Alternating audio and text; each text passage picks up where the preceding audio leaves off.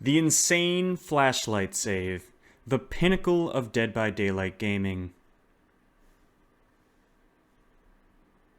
Hey everyone, what's going on? Rob from Captain Rob Games here, and today we are going to be talking about the flashlight save.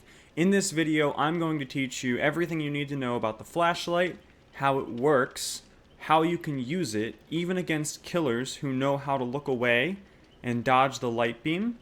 And then we're going to finish off by teaching you everything you need to know about getting flashlight saves and keeping your teammates off of hooks. Hope you guys like this kind of content. If you do, hit the like button, hit the subscribe button below. Feel free to follow me on Twitch as well. In the description section down below, I will also be giving you timestamps so that you can find individual pieces of this video if you're looking for just one or two things. So be sure to check that out if you're just here looking for maybe just the flashlight save. Let's get started.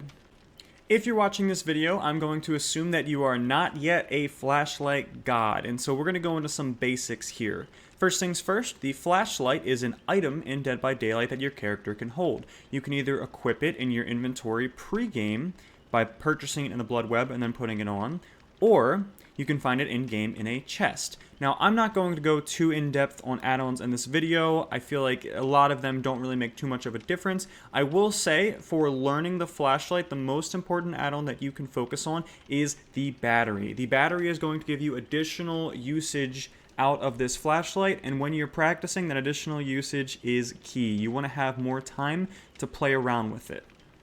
I also want to give a side note that flashlights are not necessarily the best item in the game. In fact, at high levels of play, flashlights are frequently kind of the worst item, and they can get you in trouble if you don't do them properly. So this will be the fun item. Do not expect this to be as strong as a med kit or to be as strong as a toolbox with a brand new part. This is for high risk, high reward, big plays, having a lot of fun, and getting those legendary moments where you save someone from an unsavable position, as you saw from the intro in this video. Now, the flashlight, when aimed at the killer's eyes, will take about 1.33 or 1 1/3 seconds to fully blind them. Now, aiming it and hitting the killer's eyes successfully may not be that easy. If you're a newer player, you can go into the custom game mode and play with a friend and practice aiming it at the killer's eyes. In a game, however, it'll be a little bit harder. You can still try it. One thing that I love to do is if you're facing a nemesis, the zombies are great practice. So if you ever come across a nemesis when you're practicing flashlights, practice aiming on the zombies. You'll see right here, they function in basically the same way.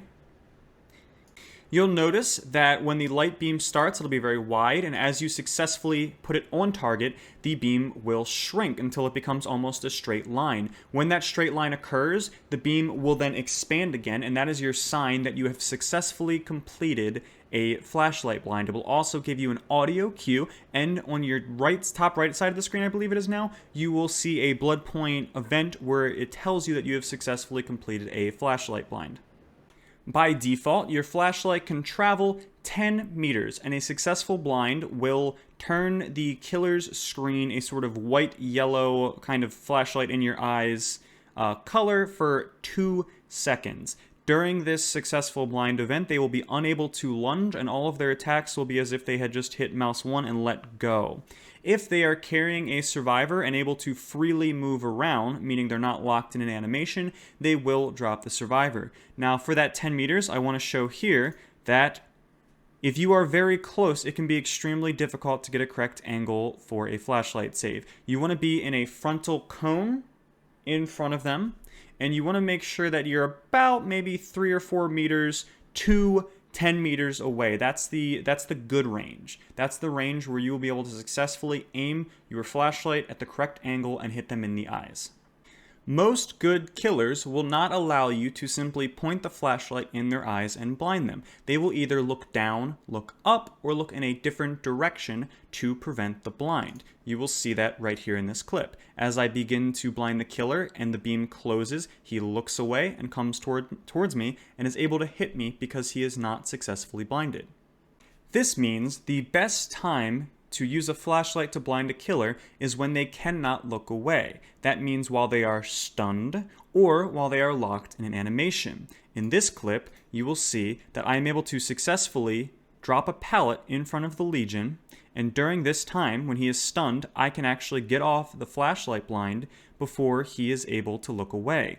Even if the flashlight blind did not go off, once he begins kicking the pallet, he is then locked in an animation where I can easily blind him. One of the greatest things you can do with the flashlight is with Iron Will equipped, or if you're uninjured, you can blind a killer while they are kicking a pallet, and then you may be able to sneak off, and when they lose you in their line of sight due to the fact that they were blinded, you then escape the chase for free, and you can convert to stealth.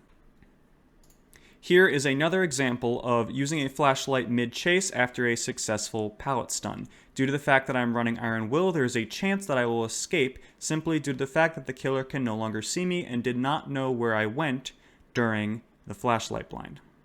Finally, flashlights can be used in a disruptive fashion. In this clip, you'll notice that I am the only survivor who is not injured. This means I can afford to take a hit and act in aggressive and dangerous ways to attempt to help my teammates. We are playing against the Deathslinger killer. Against killers who throw projectiles, pointing a flashlight in their face is extremely effective. It requires them to either look away, meaning they can't be aiming or firing their weapon accurately, and if they do continue to look in that direction, they will be blinded. Deathslinger, for example, if he harpoons someone, you can blind him while he's reeling in that survivor, making it very difficult for them to know how to reel in the survivor as well as when to swing. You'll see here, as my fellow survivors are attempting to get out of the basement, I don't fully blind, but the flashlight effect starts to take place on the killer, and he is forced to look down. Then, when he looks back up to fire, he misses because of the disruption that I've caused. Here, I'm also attempting to disrupt the killer by blinding him while he is bringing someone in with a harpoon gun. I don't know if I successfully caused enough issue to cause him to miss, but he did in fact end up missing this survivor, and all 4 of us walked out after this. Disruption is another way you can use a flashlight. Just be aware that there are very few situations when this will be relevant, and you are putting yourself in danger by doing it and potentially offering a free hit. I only really recommend doing this in the endgame collapse when you're just trying to get everyone out and if you're in a healthy state. Now, for the moment of truth, let's talk about getting flashlight saves. Now, anytime the killer picks someone up to put them on their shoulder, this means picking them up off the ground. This means grabbing them if they catch them in a vault. This means you can successfully blind them if they pull someone off of a totem or if they pull someone out of a locker. Anytime there is an animation, you can successfully blind the killer and force them to drop that survivor. There is, however, a caveat. The timing has to be extremely precise. The reason for this is if you successfully blind the killer while they're still in the animation lock, they will not drop the survivor. You have to actually blind them after they have finished their animation and can then freely move. However, if you're too late, the killer can then look down or look away before the blind takes place. This means you have to land your flashlight blind within about half a second window between when the animation ends and when the killer can reasonably look away. Right now, you're probably saying, Rob, that sounds impossible. How could I consistently time something like that? How do people always land these flashlight saves? Well, there is actually a visual indicator that you can look for to get the timing correct every single time. And I will now show you what that looks like. Now I will show you a flashlight save that was landed by a YouTuber named Fubs. That's F-U-B-S. This YouTuber has a collection where he got 17 flashlight saves in one video. And here I have put it to 0.5 speed to show you what he does and how he successfully gets this flashlight save. Now, the important thing to note is that he is running Iron Will, so despite the fact that he is injured, the killer cannot actually hear him. Part of the game that makes flashlight saves so hard is that if the killer knows that someone is nearby with a flashlight, they will not pick up the survivor. They will try to hit you or down you. So this is one of the situations where flashlights can actually make things worse. You have to be stealthy, you have to successfully hide, and you have to catch the killer off guard. That is one of the most important things, and you should be running Iron Will if you're going to be going for a flashlight save build. So please make note of that. Now you'll see he's successfully hidden, Iron Will is covering up his injure noises, and the killer is about to pick up this survivor. Now a good killer will try to look away or try to look into a wall, so sometimes you have to predict what direction they will look in. In this video, the Deathslinger is going to look directly in the direction of where Fubs is hiding. Now at 0.5 speed, I want to show you what happens. Killer goes for pickup, now he's animation locked, you can reveal yourself. Fubs patiently waits, and when the timing is right, he uses the flashlight and he catches the killer immediately after the animation ends and before the killer can reasonably look away. Now I want to go back and I want to watch that one more time. And this time I'm going to put it in 0.25 speed. And I want you to see the moment when the flashlight goes off and also notice what the killer's animation is. All killers have the same pickup animation. Now you'll see the killer walks over, the killer reaches down. This is part 1. Part 2 of the animation, he gets lifted up to waist height. The killer switches to go under and then pulls it up to shoulder height. The moment that the killer gets the survivor at shoulder height, when he flips it from this overhand kind of thing to this underhand, and then puts it at his shoulder, that is when you want to start the flashlight, aiming directly at the eyes. Let's see if we can find this exact moment, and I will pause. So again, killer picks up, his hands over him, he's going to switch to be under, and then he's going to raise the survivor to shoulder height. The moment that he flips and puts the survivor at shoulder height, Fubs then activates his flashlight in the killer's eyes. At the end of that 1.33 seconds that it takes to blind the killer, the flashlight will have successfully closed its beam, triggered the blind, and the killer will be out of his animation. He will have just exited his animation, and the blind will hit before he can reasonably look away, guaranteeing a flashlight save. I will also note, but not show, that this same principle is in effect for grabs out of lockers, grabs off totems. You want to make sure that you are timing it for when the survivor reaches roughly the shoulder height. So just remember that. Once they get to shoulder, start the beam. He still has another like 1 to 1.5 second animation to finish. You will catch them and you will get the flashlight save. It's difficult. You're going to have to practice the timing, but if you use this method, you will be able to consistently get flashlight saves.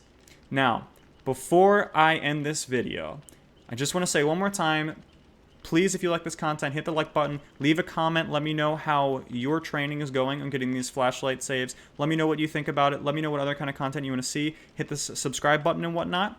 And finally, we are going to analyze that intro piece that we saw, where I got the insane angle on a flashlight save, and let's talk about how it was done. So here we go. We see a survivor injured being chased. We kind of hide from the killer. He's looking down. The survivor gets injured. Now, if you'll notice, right here, the Legion could have looked in pretty much any direction. He probably should have looked at the wall, but he chooses to look straight. Even though I am above him, I am still within his cone, and I am not so high above him that I cannot successfully hit his eyes with the flashlight. Now, if you watch, you'll notice that I wait till the survivor is roughly at shoulder height, which is fairly difficult to judge from this angle, and that's when I start the beam. Pick up and shoulder and start and finish. And that's how it's done. And you can get these insane angle plays. Just remember, shoulder. The moment that survivor reaches the shoulder, it's beam time. Hope you guys enjoyed this video. We'll see you next time.